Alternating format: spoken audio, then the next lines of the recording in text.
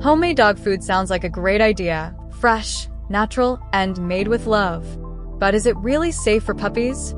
Yes. Puppies can eat homemade dog food, but it needs to be properly balanced. Puppies require specific nutrients for healthy growth, and missing key ingredients can lead to serious health issues.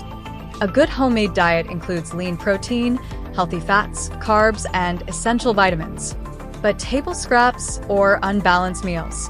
Not a good idea. Before switching to homemade dog food, talk to your vet or a pet nutritionist. They can help you create a safe, nutritious meal plan for your pup. So, can puppies eat homemade dog food? Absolutely. Just make sure it's vet approved and packed with the right nutrients. Want more puppy nutrition tips? Like and subscribe for more.